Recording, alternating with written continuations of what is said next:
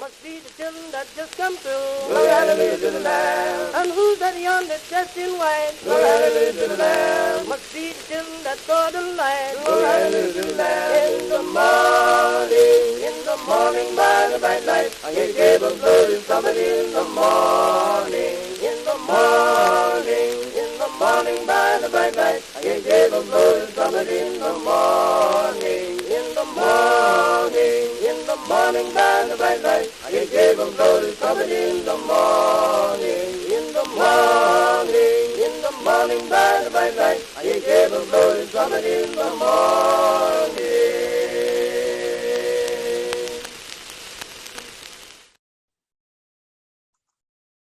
Hello, hello, hello. Thank you to the Nantucket Book Festival for bringing us together, and especially to Mary and Michael and Maddie, who've worked tirelessly to put this program together. And thank you all for attending. Today, President Biden signed a bill federalizing Juneteenth as a national holiday. President Biden said, "Great nations don't ignore the most painful moments. They don't ignore those moments in the past. They embrace them." Our conversation will center on the subject of Juneteenth. And for those of you who need a primer or a reminder, here are a few important dates. July 17, 1862, Congress passed the Second Confiscation and Militia Act, freeing enslaved persons who had masters in the Confederate Army. January 1st, 1863, President Abraham Lincoln issued the Emancipation Proclamation, declaring free enslaved people living in states not under Union control. April 9th, 1865, the Battle of Appomattox effectively ended the Civil War, but meanwhile, enslavers in Mississippi, Louisiana, and other Confederate states fled with humans they considered their chattel, all told more than 150,000 souls, for Texas, thinking correctly that it would afford them greater chances of escaping the Union's reach. As a result, there were 250,000 enslaved humans living in Texas in 1865, none of whom knew that President Lincoln had granted them their freedom more than 2 years prior. Then on June 19, 1865, Major General Gordon Granger arrived at the port of Galveston, Texas, and with the help of almost 2,000 Union soldiers, marched through Galveston reading General Order Number 3, which alerted those who'd been duped into longer enslavement that they were indeed free persons. That day is now commemorated as Juneteenth. I have the distinct pleasure and honor of introducing an illustrious group of writers, scholars, thinkers who we've gathered here today for a conversation. I will introduce them in alphabetical order. The first person is Keisha Blaine, Dr. Keisha Blaine. She's an associate professor of history at the University of Pittsburgh and president of the African American Intellectual History. She's a columnist for MSNBC who covers race, gender, and contemporary perspective. Keisha is also currently a fellow at the Carr Center for Human Rights at Harvard. Her first book, Set the World on Fire, Black Nationalist Women and the Global Struggle for Freedom, was published in 2018 and selected as a finalist for several prizes and won the Darlene Clark Hine Award from the Organization of American Historians and the First Book Award from Berkshire Conference on Women Historians. She's also the co-editor of 3 history books, the latest of which, I'm a little biased, is 400 Souls, A Community of History of African America from 1619 to 2019, which she edited with Dr. Ibram X. Kendi. That book, which was published this year, debuted on the New York Times bestseller list, and I think it will go down as one of the most important African-American anthologies. Keisha was born in Grenada, but grew up in Brooklyn, and if you've been to New York, I'm calling Brooklyn, the South of New York. We have next Imani Perry, Dr. Imani Perry, the Hughes Rogers Professor of African American Studies at Princeton. She's a scholar of law, literary and cultural studies, and the author of 6 books, most recently The Poignant and King Breathe, A Letter to My Sons, which was a finalist for the 2020 Chautauqua Prize and a finalist for the NAACP Image Award for Excellence in Nonfiction. Also, Looking for Lorraine, The Radiant and Radical Life of Lorraine Hansberry, which receives the Penn Brogard Weld Award for Biography, the Phi Beta Kappa Christian Goss Award for Outstanding Literary Scholarship, the Lambda Award for LGBTQ Nonfiction, lots more awards. Looking for Lorraine was also named the 2018 Notable Book by the New York Times. Perry's forthcoming book, South to America, A Journey Below the Mason-Dixon to Understand the Soul of the Nation, will be published by Echo Press in January of next year. Imani is a world-renowned scholar, but also she's a Southerner, born in Alabama. We have Deesha Philyaw, one of the most critically acclaimed and awarded short fiction writers in decades. Her collection, The Secret Lives of Church Ladies, won the 2021 Penn Faulkner Award in Fiction, the Story Prize, the 2020 LA Times Book Prize for First Fiction, and she was a finalist for the National Book Award. The Secret Life of Church Ladies focuses on Black women's sex in the Black church and is being adapted for television by HBO Max with Tessa Thompson, a really great actress. I read a recent 10-pin interview of Deesha's where she said, "A lot of my fiction is rooted in nostalgia and longing for the people and culture of my childhood in the South, particularly the older women and the girls I grew up among. That southern state to which Deesha alludes is Jacksonville, Florida." And last, we have Clint Smith, Dr. Clint Smith, who just got his PhD from Harvard. And I don't know if he had this job lined up, but he's also now the staff writer at The Atlantic. His narrative nonfiction book, How the Word is Passed, A Reckoning with the History of Slavery Across America, debuted as a #1 New York Times bestseller just a few weeks ago. He's also the author of the poetry collection Counting Descent, which won the 2017 Literary Award for Best Poetry Book from the BCLA, and the finalist for the NAACP Image Award. Clint has received numerous fellowships, and his writing has appeared in The New Yorker, the New York Times, the New Republic, Poetry. And if that isn't enough, he's a former National Poetry Slam champion, and his 2 TED Talks have more than 9 million views collectively. Clint grew up in New Orleans, but graduated from high school in Houston, Texas, after his family relocated there, seeking refuge from Hurricane Katrina. I am going to step away and pass it to Keisha, who will moderate this wonderful conversation.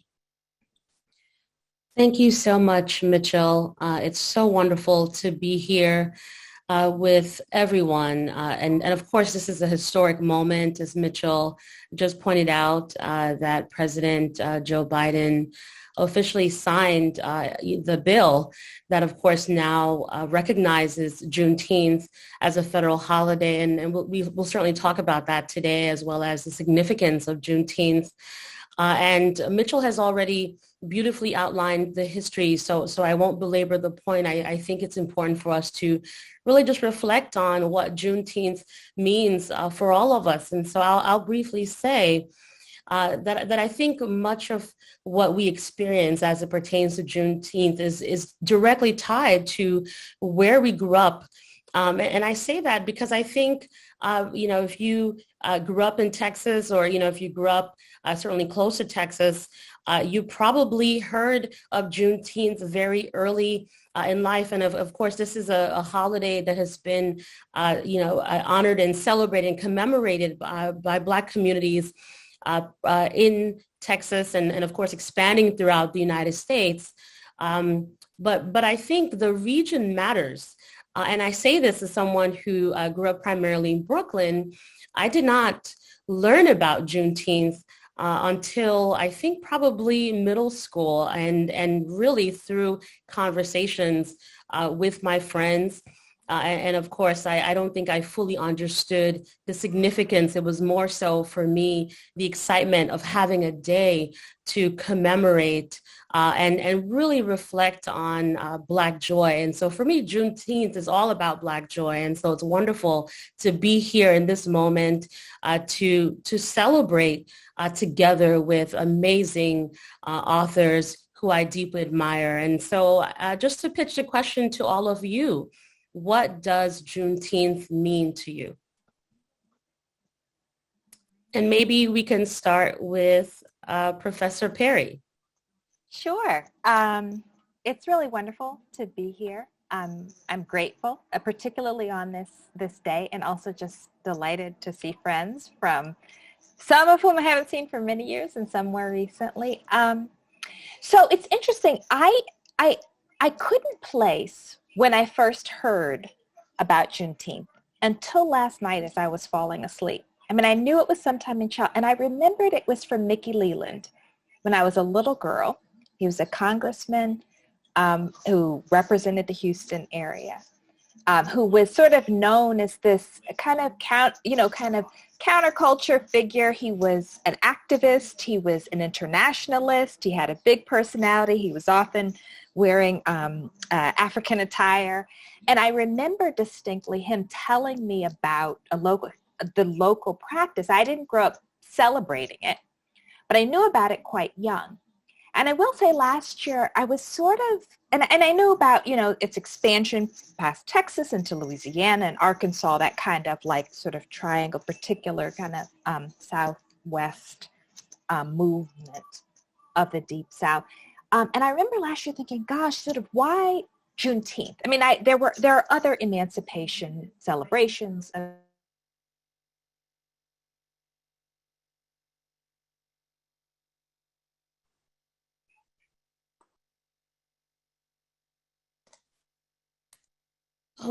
Unfortunately, Professor Perry, you accidentally muted. Oh, sorry. Oh, yes. Am I back? Okay.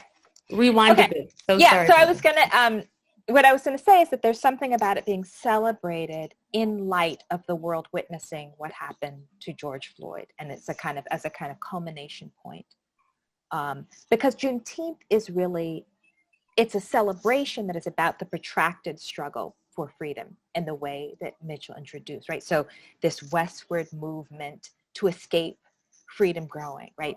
And then in response to emancipation violence, okay, right? So there are slaveholders who were shooting people in the back for leaving the plantation after Juneteenth. There were lynchings. And then throughout the South after emancipation, black codes, right? And then you have the brief window of Reconstruction, and then the establishment of Jim Crow. So there's something about the fact that Juneteenth comes 2.5 years later, right? And then, even then, right, there is this sort of deep reinstitutionalization of racial hierarchy, and that Juneteenth can be a celebration, but also a remembering. So to me, Juneteenth means, okay, this is an occasion for us to engage in ethical remembering. This is not just celebration. This is a sort of, and I think that there's an imperative that comes with Juneteenth, that we have a responsibility to think about, well, what does this say about what we ought to do in response to the protracted struggle for freedom? The fact that we are not yet there, right? This many generations later. So it's both a kind of hopeful moment and a moment in which we have to think about the dream deferred over and over again. Thank you so much for that. And Deesha, would you like to jump in? Yes, thank you. And I am just thrilled to be here with all of you and seeing Imani, in particular, my former classmate. It's been since 1993. We figured out that we haven't seen each other. And it was actually at college that I first heard of Juneteenth. I grew up, as Mitchell said, in Jacksonville, Florida. And there's, I think there is something to not just, being in the South, but where in the South you grew up, because I had never heard of Juneteenth. And I don't remember the circumstances, if it was in maybe in an AFAM studies class or something, but I remember being in college, and I remember being a little embarrassed because the other Black students seemed to know about Juneteenth and I didn't. And that was part of my larger narrative at Yale, which was, feeling kind of displaced. But then as a Southerner, I felt like I should have known, why didn't I know that history? But then there was a new sort of knowing or learning that happened last year, or it was either last year or maybe 2 years ago. You know, we kind of lost a year in a way, where I was preparing to do an event that was in celebration of Juneteenth. It was last year because it was a virtual event. And I had a friend, and I tweeted it, and a friend of mine who's a Texan sent me a private message and said, can you please center Texans in whatever, Black Texans, in whatever it is that you're doing around Juneteenth? Because I had been guilty, I think, as a lot of us are, as, you know, this is a Black American, you know, holiday, and not appreciating all of the work that Black Texans have been doing for a really long time around this holiday. And it was kind of diminishing, and I didn't want to contribute to that. And so this year I've been really intentional about seeking out perspectives from Black Texans about the holiday, and still in a process. The learning about Juneteenth for me is ongoing. Thank you. And Clint? Yeah, similarly, it's a pleasure to be here with writers and scholars and thinkers, just people who I admire so much. I only wish that feel like we're on the cusp of the after times. We're like almost there, but I wish we could be there in person, but this is a pretty good substitute. So in my book, one of the places that I go to different historical sites across the country and consider how they reckon with or fail to reckon with their respective relationships to the history of slavery. And one of the places that I go is Galveston, and I go to Galveston for Juneteenth. And I went for the annual breakfast that they have in the Ashton Villa, which is the place where for a long time it was rumored that General Gordon Granger announced General Order Number 3 as enslaved people sort of stood below on the balcony to hear that they were free. And historians go back and forth about whether or not that is true or not. But the community has very much taken that myth and turned it into a tradition. And the Ashton Villa has become a sort of symbol in the community of this place where history is under your feet. And so I was there with the descendants of people whose ancestors had been made aware that they were free. And it was a really powerful experience because the history was so intimate. Right? It was it was people for whom this history was not an abstraction. It was a part of their lineage. It was an heirloom that had been passed down across generations in ways that were very clear. I think it's clear to many Black Texans in ways that it wasn't clear to me. I remember there was a concert in my hometown in New Orleans. Like there was a Juneteenth concert, but I just thought that Juneteenth was like a funky name somebody made up. I was like, oh, it's in June. And the 10th, I guess it happens on the night, you know, like I wasn't making the connection between the celebration and what the holiday or the day itself was meant to honor. And it wasn't until adulthood, it wasn't until relatively recently that I think I gained a really acute understanding of the sort of nuances of the history, right? Because even when I learned about Juneteenth, I was like, oh, Juneteenth is when, enslaved people in Texas were told they were free, and it was the last time. And that was the real end of, that was when emancipation happened for everybody. When in fact, it was like 2.5 years after the Emancipation Proclamation, 2 months after General Lee surrendered at Appomattox. Then after Juneteenth, Delaware and another state, not Missouri, Delaware, and there were 2 border states where slavery had not been fully abolished until the 13th Amendment, which didn't happen until December. And so, you know, it's like the historian Caleb McDaniel says, slavery did not end on a single day. It ended through a long, uneven, and violent process. And when I think of Juneteenth for me now, part of what I think of is how slavery existed in this country for around 250 years. And enslaved people were fighting for their freedom from the moment enslaved people arrived on these shores. And so I think about the millions of enslaved people who fought for freedom, who resisted this institution, who fought for liberation, who never got a chance to see it for themselves. But they fought anyway because they knew that them pushing and resisting and fighting that they might not benefit from that freedom, but that someday somebody at some point would. And I think that is a tradition that we carry, right? This idea that we fight for a better world, not necessarily so that we can see it ourselves, but because somebody someday will. And without us resisting and pushing and creating the space that ultimately opens up at some point, the people down the road, our descendants, won't ever get to experience that. So for me, Juneteenth is this moment, as Imani so beautifully said, to hold the both-andedness of Juneteenth, the hope and the recognition that this is the end of one of the most horrific things that this country has ever done, and that this is something that was delayed and that these folks were prevented from having access to when it was rightfully theirs. And also recognition of the generations of people who fought to make that moment possible, who never got a chance to see it for themselves. Thank you so much, Clint. We'd really love to hear from everyone who's here with us tonight, watching, and who is a part of this conversation too.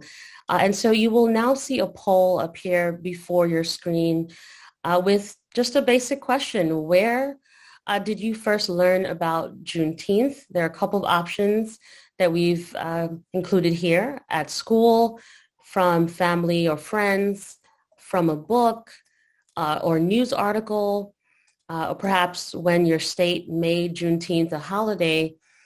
And lastly, perhaps you've never heard, or rather never learned about Juneteenth until this year, or perhaps until today.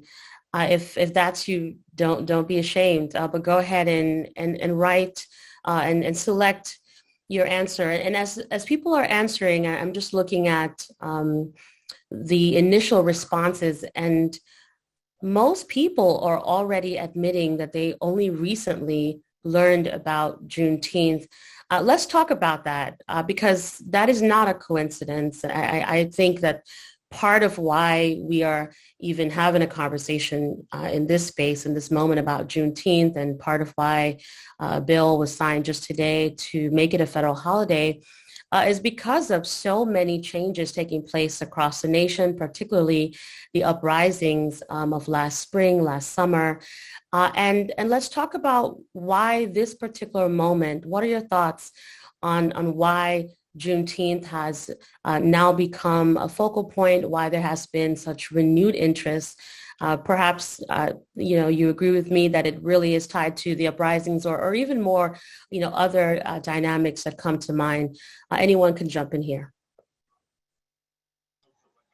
I'll say, I think that you're absolutely right. It is tied to the uprisings. And also, and this is relevant to all of our work, there was a kind of pairing of an interest in trying to learn history as a way of making sense of the moment, right? So we saw the book world shift, frankly, quite dramatically.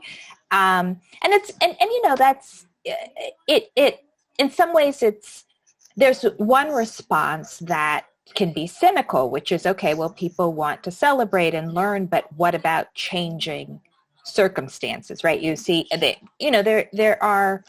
saw many responses that frankly were frustrated responses to this holiday, right? Well, let's work on, mass incarceration, economic inequality, the educational inequality, like all, as opposed to this rush to know. But I do think that there's something very profound in the shift to a recognition that there is a lot that is absent from the story of this nation in the public arena.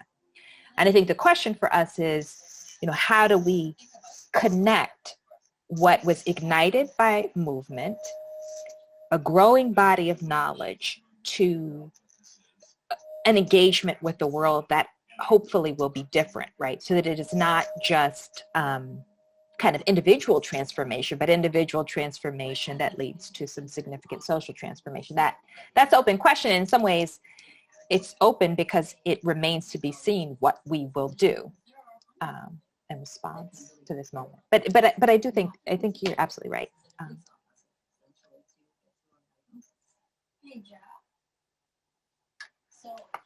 Yeah, I mean, I would just add that it's an interesting moment, building on Imani's point, that there can be a frustration when people feel that they are only receiving symbolic change rather than substantive or material change. And I think that there has to be room for a recognition that there is a sort of cognitive dissonance that we're experiencing, which is part of a marathon of cognitive dissonance of the Black American experience, which is that we are being, that there is Juneteenth. I was going to say given Juneteenth, but that wouldn't even be the correct framing because it wasn't given. This is something that Black folks have been fighting for in states across the country for generations. And so that this holiday has finally come to fruition, if we put it that way. And at the same time, we are seeing a state-sanctioned effort across the country to prevent young people from learning about the context that made Juneteenth what it was in the first place. And so there is a sort of dissonance that one experiences with that. And I think it's important, right? I think that we can recognize symbols aren't just symbols. I think all the time about how, I grew up, growing up, I was surrounded by Confederate iconography. To get to school, I had to go down Robert E. Lee Boulevard. To get to the grocery store, I had to go down Jefferson Davis Highway. My middle school was named after a leader of the Confederacy. Today, my parents live on a street named after somebody who owned 150 enslaved people. And the thing is that symbols aren't just symbols. Names aren't just names. Iconography is not just iconography. It is reflective of the stories that societies tell. And those stories shape the narratives that communities carry. And those narratives shape public policy, and public policy shapes the material conditions of people's lives. So it's not to say that taking down a statue of Robert E. Lee or making Juneteenth a federal holiday is going to erase the racial wealth gap. Of course not. But what it is, all of these things are part of an ecosystem of narratives and stories and ideas that can help us collectively recalibrate our understanding of what our country has done to certain groups of people and what communities thus deserve as a result of the harm that has been enacted on them over the course of generations. And so I think that we do the same thing that we've been talking about before. It's a sort of both-andness. We recognize that this is an important moment that should be taken seriously. And we recognize the shift that has happened and the way that racism has that the history of race and white supremacy have become more widely understood as a historical and systemic and structural phenomenon rather than simply an interpersonal one. And that movement and the shift in the discourse created the space for this moment to happen and to say that it in and of itself is not enough. And that, there are a lot of things that need to be done, but that this is a part of, again, a much larger set of ideas and shifts in narrative that happen over the course of a long period of time. None of this happens overnight. I don't have a much more to add. And Imani and Clint said so much and so eloquently. I'm someone that has been, frustrated by, the symbolism and, the fear that that's all there will be in terms of there not being substantive change. But where I do find a little bit of hope is that, something that I have said over and over in my sort of grappling with people around issues of race and white supremacy is I feel like I'm constantly saying your perspective is ahistorical. You don't know what you don't know. And I'm hoping that this, that having the holiday, one thing it will do is as a symbol, signal to people, if you didn't know about that, what else might you not know? And so when you're entering in conversations about race and white supremacy and talking about how to dismantle it, if you're the person with the least amount of information, you shouldn't be trying to control the narrative or the conversation. And I have said that so many times that I'm blue in the face. So I'm hoping that this will encourage people who, really need to take more of a learning posture, but who also have the power to enact, or to impact structures and systems, to take a step back and think, I need to learn more before I decide based on, as Clint said, feelings, my personal feelings or my personal ethos, that I'm part of a larger system. I'm part of, I am a blip in history, and there's a broader history that I need to consider. And so I'm hoping that the symbolism of the holiday can usher forth people being more intellectually curious about what they don't know. Mm-hmm. And that's so important because what the poll also reveals is that very few people actually learned about Juneteenth at school, only 13%. And that is intriguing when you think about it, because we're at a moment where there's so many debates about education. One could say that classrooms have become a new battleground for a lot of the debates that are taking place nationally, particularly around critical race theory, even resistance to the 1619 Project. And on the one hand, there are certain people who have this perception that schools are really deeply, are deeply invested, or educators are already teaching everything that we're supposed to know about Black history and race and racism and white supremacy. There's an assumption that schools, will be the place where you learn all of these things. But as the poll alludes to, people are still not necessarily, having full exposure to the history, which is why, I think the work that all of us produce collectively is so critical. So let's talk about that for a moment.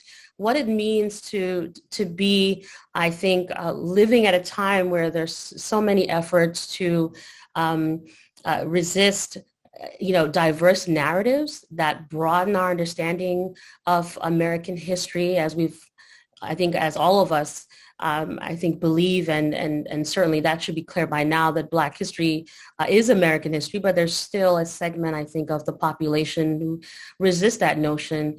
What are your thoughts on the current debates around the critical race theory, which of course is what everyone's talking about now, including folks who don't quite understand what that is, as well as the resistance to 1619 Project and other initiatives that are attempting to bring these narratives into schools? I mean, I'll say, and it's interesting, as someone who's sort of been called to talk about critical race theory quite a bit, it's a strange moment because the discussion isn't really about what it's about, right? This is just not that, it's a non-issue, it's a straw man. But there is something, and I was thinking about it as you were speaking, Deesha, about this juxtaposition, right? Between this moment when there are all these states that are literally attempting to remove voting rights yet again from African Americans, fairly transparently, right? And Juneteenth becoming a federal holiday. And the space between those two realities is where the question lies about what it's going to mean, right? Is it going to mean something? And for me, I mean, I think, we're always going to be debating history, right? As historians, right? You all know, right? But there's something about this moment where there are very fundamentally undemocratic forces at play. Because if you say we want to have a democratic society, but that effectively you exclude histories of large sectors of the populace, that is profoundly undemocratic. If you exclude discussion and debate about history, that's fundamentally undemocratic, right? If you hold on to mythologies as a way to refuse telling basic truths about how the nation was built.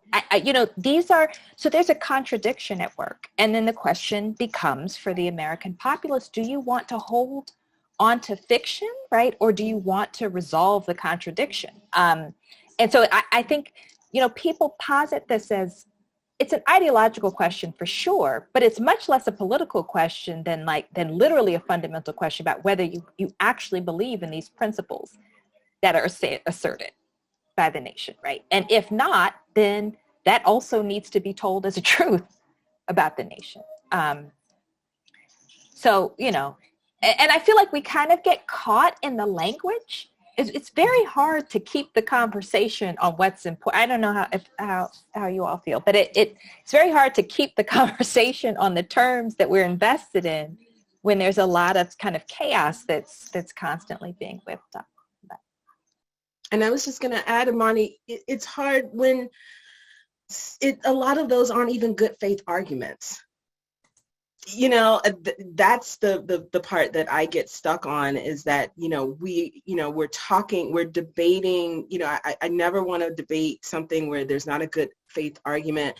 And also, it feels sometimes like debating our humanity, or debating these ideologies with people who still don't see us, not only, not, entitled to, certain rights like voting rights, but still not fully human because of, things like, police brutality and police violence against Black people. So it's hard to, on the one hand, I literally just said this isn't about it being personal, but we're talking about structures and systems. But for me personally, it's hard to engage when I know that I'm engaging, and I try not to, engaging someone who's not operating in good faith, but also who doesn't see my humanity. And so, I remain so appreciative of the work of you all who are historians, because in the face of that, you persist, and I know it can't be easy. Yeah, I would just add that I think part of what an intentional obfuscation of history does, and specifically in the context of slavery, is that it distorts our sense of how recent this was, right? Like if I think about my own elementary school education, I was taught about slavery like it was something that happened in the Jurassic era, right? Mm-hmm. That it was like the dinosaurs, the Flintstones, and slavery, like that all those things happened at the same time. But slavery existed in this country for 250 years and has only not existed for 150, right? 156. And so you have this institution that existed for 100 years longer than it didn't. You have an institution in which the woman who opened the National Museum of African American History and Culture alongside the Obama family in 2016 was the daughter of an enslaved person. Not the granddaughter or the great-granddaughter or the great-great-granddaughter. This is a woman in 2016 who was alive, who rang the bell to open this Smithsonian Museum, who was the daughter of someone who was born into intergenerational chattel slavery. My grandfather's grandfather was enslaved. So when I think about my 4-year-old son sitting on my grandfather's lap, I imagine my grandfather sitting on his grandfather's lap. And I'm reminded that this history we tell ourselves was a long time ago wasn't that long ago at all. And so the idea that institution that in the scope of human history was only just yesterday would have nothing to do with what our contemporary landscape of inequality looks like is profoundly morally and intellectually disingenuous. And I think that part of what we're seeing is a direct response to more people engaging with the resources and the books and the ideas that are deepening their understanding of how history has shaped our political, economic, and social infrastructure. And the more you learn about that, the less this country is able to lie to you anymore. Mm-hmm. The more you look around and you're able to say, like, the reason that one community looks one way and another community looks another way is not because of the people in those communities, but it's because of what has been done to those communities generation after generation after generation. And that completely shatters and disintegrates the myth of meritocracy that this country is built on. Mm-hmm. And it doesn't allow the country to continue to tell a certain story about itself in ways that are grounded in mythology and in lies. And so I think once we have, and that is why there's an effort to prevent people and young people from engaging with it, because the more that they engage with it, the more that they come to understand that the reason the contemporary landscape of inequality looks the way that it does is because of things that have been done to people and not because of cultural dispositions or because of individual decisions, but because of something much more deeper and more insidious than that. Absolutely. And I think this is a great note on which to transition to open up the dialogue even more to those who have questions. Professor Perry will take it from here. Great. Thank you. Okay, so we're going to open the Q&A with the head of the research library at the Nantucket Historical Association, Amelia Holmes, who will be providing a connective thread of history with Frederick Douglass, and this sort of remarkably, profound detail that his first public speech was made at the Nantucket Athenaeum. Hello, Amelia, and welcome.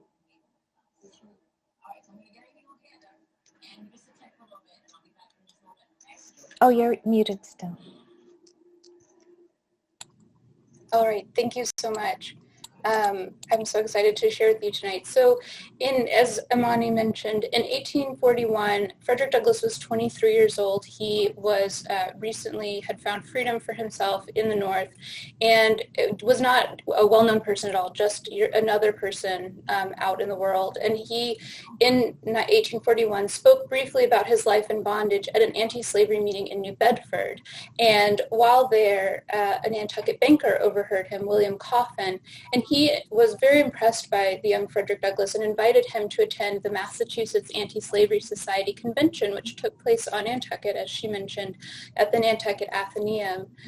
On the convention's second day, so he was very nervous, but he was encouraged to take the stage and address the audience. And this was, although not his first speech, it was the first speech that he gave to an integrated audience. And he said in his narrative of the life of Frederick Douglass, his autobiography published in 1845, that it was with the utmost difficulty that I could stand erect, or that I could command and articulate 2 words without hesitation and stammering. But his comments ignited the audience. I mean, just absolutely lit people up. And the famed abolitionist William Lloyd Garrison was present that day, and he spoke right after Douglass and offered him a job on the spot as an agent for the Massachusetts Anti-Slavery Society. His career took off from there, and he went on to be the speaker and the famed abolitionist speaker we know today. He returned to the island of Nantucket 4 more times over the course of his life and maintained lifelong friendships with many of the abolitionists he'd met that day. And I guess to turn it back over to the group, one of the things that I find inspiring is that, these are like kind of what Clint was saying, that this is so recent in history.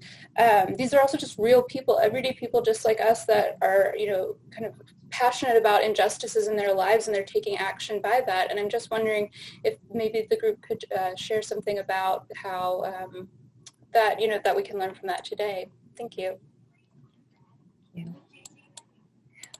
I know we have a series of questions, but I just want to say something really quickly about that point, because Clint, as you were speaking about your son sitting on his grandfather's lap, I thought about this moment I had in the midst of the pandemic of looking up sort of genealogical references and finding this ancestor who had fought in the Civil War. And he enlisted as an 18-year-old, but it's very clear that he wasn't 18 because of the 1870 census. And he was 5 feet tall and less than 100 pounds. And I looked at my 14-year-old, so he was 14. So my 14-year-old, who was much bigger than him at that time, and I was like, this baby, right, had such incredible courage, right, and fought for free. So to go back to your point about all these generations, and I asked my, so because it's one of those things that bolsters your conviction. Okay, so we have a question from Janelle George about critical race theory.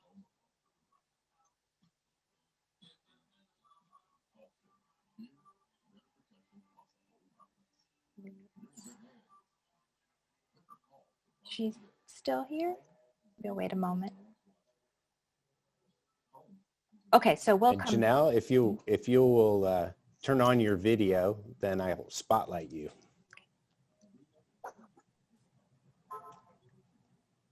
You should be able to unmute yourself. Oh, thank you so much. And thanks for taking my question.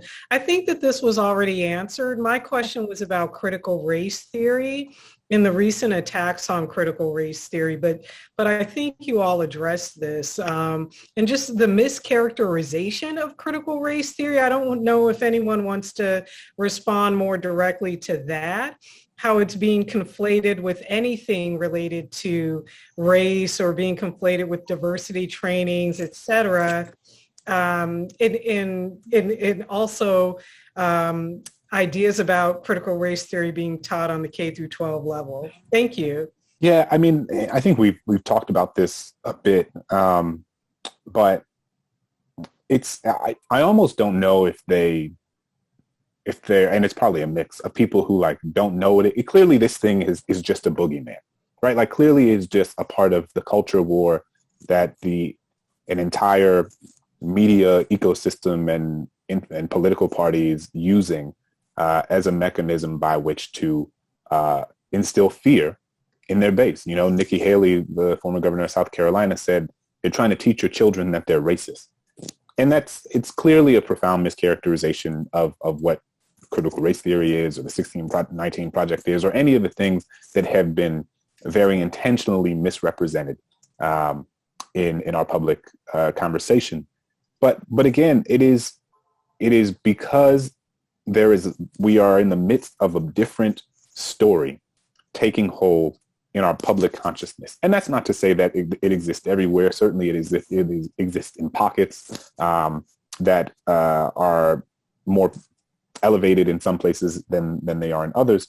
But there is a fear of what that means for the story so many people are able to tell about themselves and how they fit into the world. And I think when people are fearful, and I think over the course of the past year, when there's been such an explosion of interest and resources and teachers who are like, we wouldn't have this moment without what happened, over the course of the past year, teachers finding community, like online communities, there being an explosion of resources and books that teachers are using as they commit themselves to a critical pedagogy and anti-racist pedagogy in their classrooms in ways that I've not seen before in my adult life. And so it is very reactive to our social and political moment in the way that it has always been. But I take heart in the fact that there are so many teachers who, even though this is an attempt to create a chilling effect, are redoubling their efforts to make sure that this is something that they are addressing head on in their classrooms. I mean, related to that point, I think we should take a question from Tracy Shakes, who is a teacher who asks a question about, well, I'll let her speak for herself.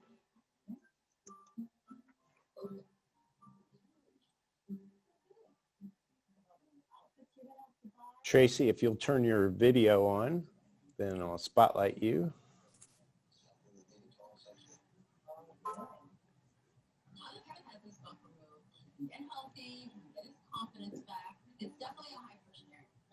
And you should be able to unmute yourself.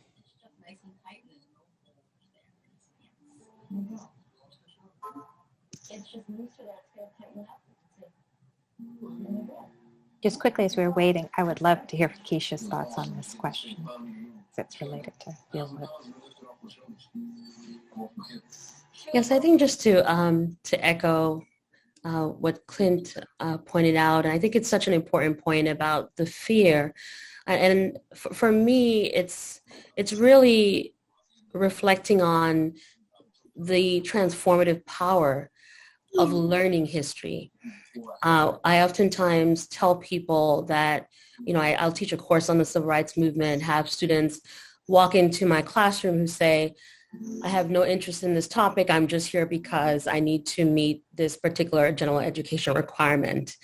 And I think, okay, that's what it is. It's fine.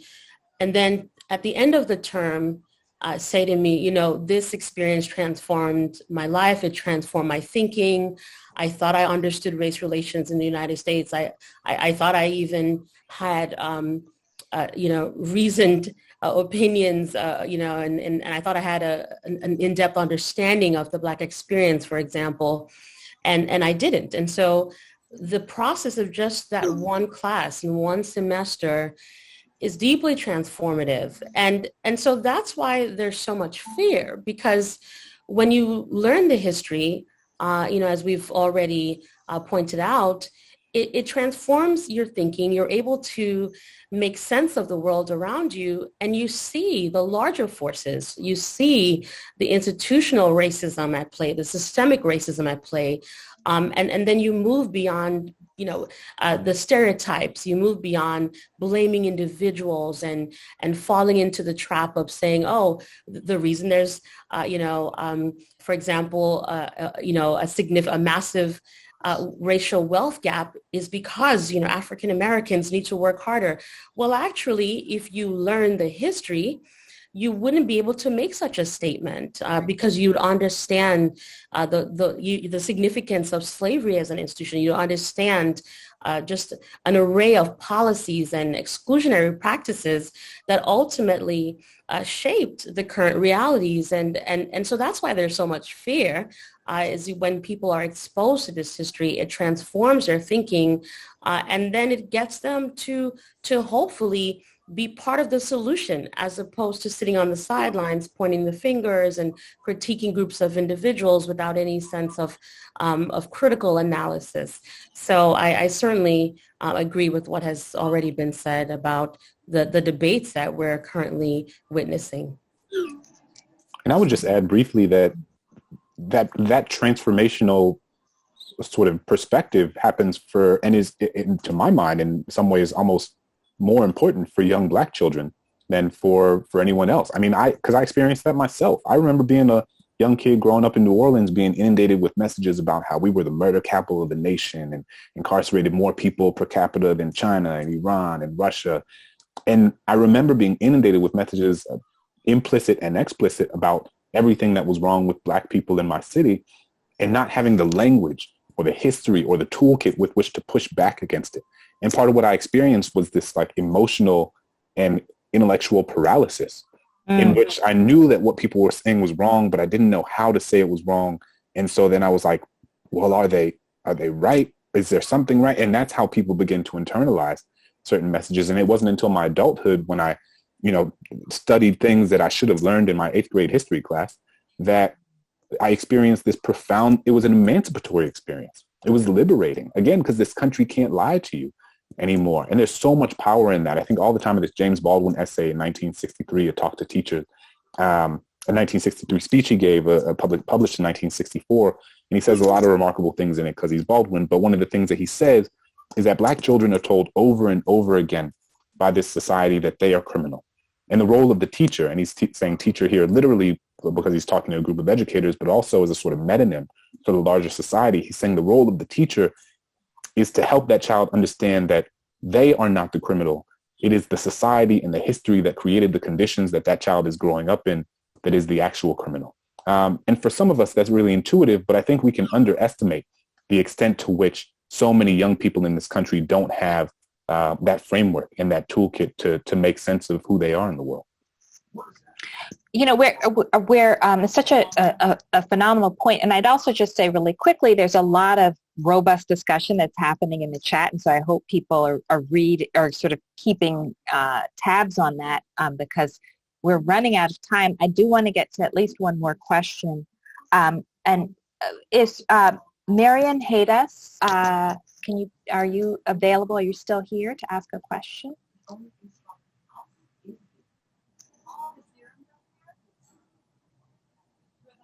The question I have is, how do we combat the fake news about woke culture in schools, and in schools especially that of white privilege, in the private schools across the nation that are really supposed to be independent schools, but they're now being challenged about the stance that they're taking in what they want to teach?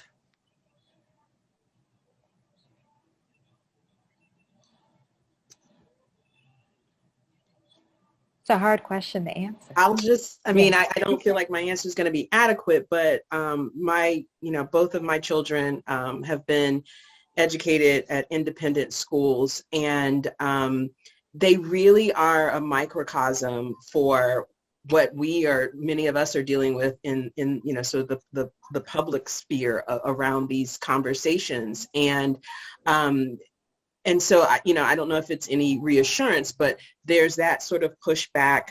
But something else that my children experienced in independent schools is that they were also very capable of countering those conversations and working with educators who, I think there's starting to be an understanding that the both sidism that, they may want to have in education isn't going to work if one side is ahistorical.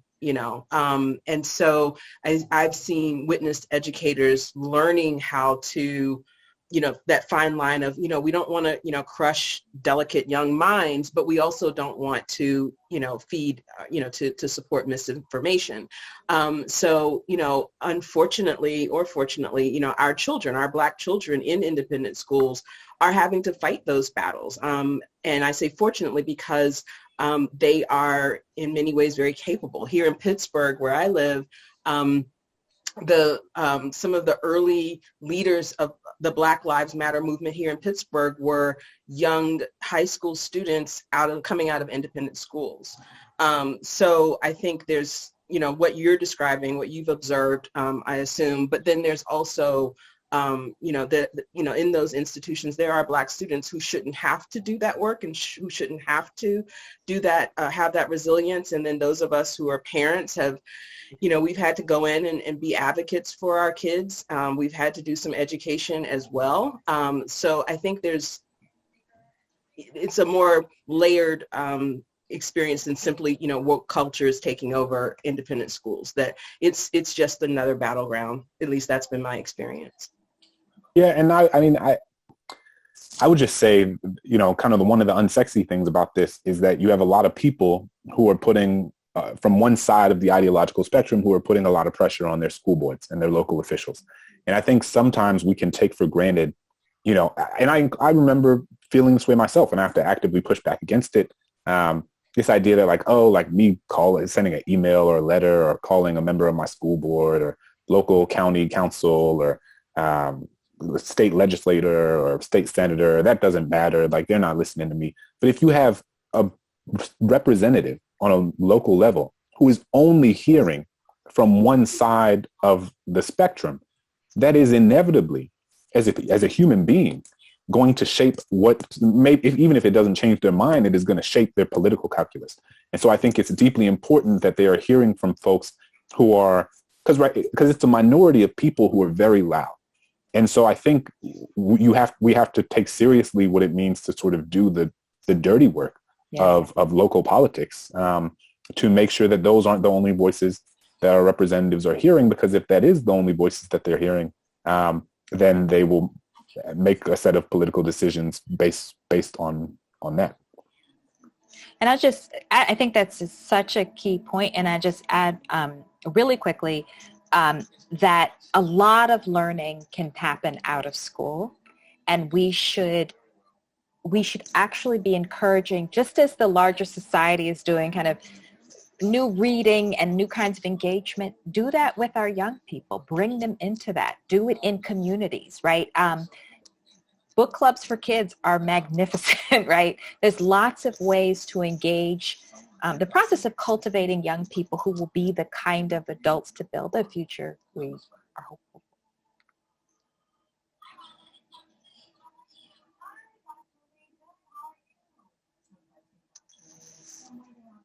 I think this is time for us to turn things over to Mitchell again. Is that everyone's perception?